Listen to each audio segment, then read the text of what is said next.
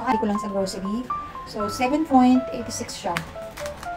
So, yung gagawin natin ngayon ay parang Mexican style.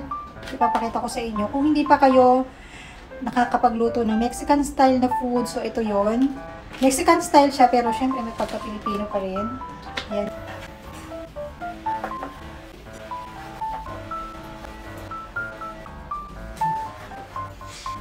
Ayan, nahiwa ko na lahat. And gagamit ka lang pala tayo dito ng green bell pepper. Pero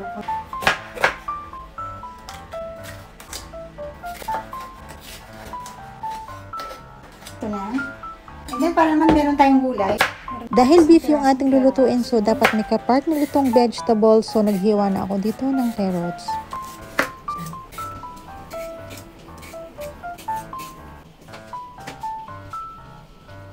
And para naman may kapartner yung ating carrots, so naghiwa na rin ako dito ng broccoli.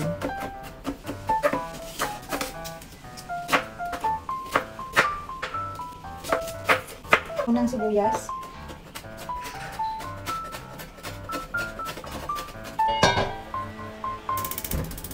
Ito.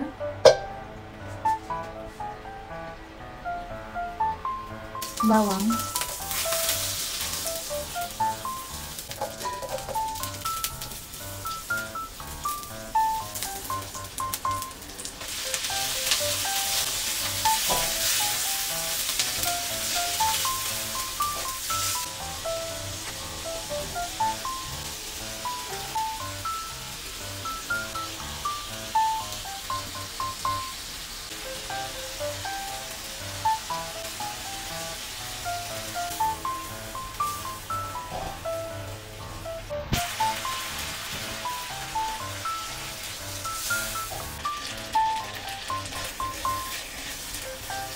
Sili.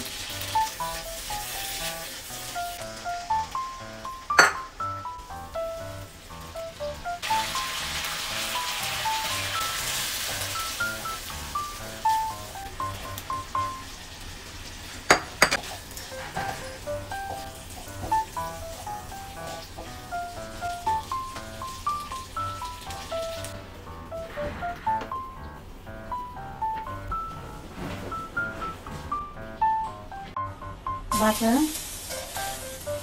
Yes.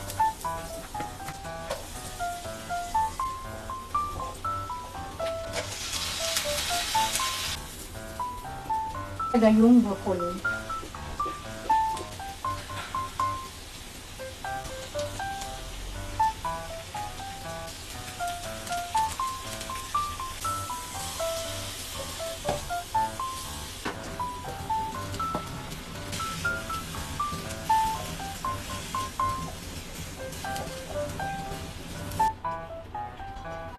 At ito rin naluto natin na beef, broccoli, at ito na yung aking wheat bread. So, ayan, dito ko siya ipapartner, guys. Ayan, ating pita bread.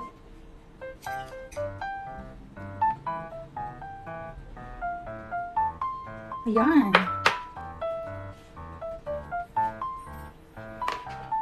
Ito na. Pwede na natin itong tikman. Sarap ng lambot ng beef. Broccoli, carrot. Sobrang sarap talaga nito. Kaya i-try nyo na.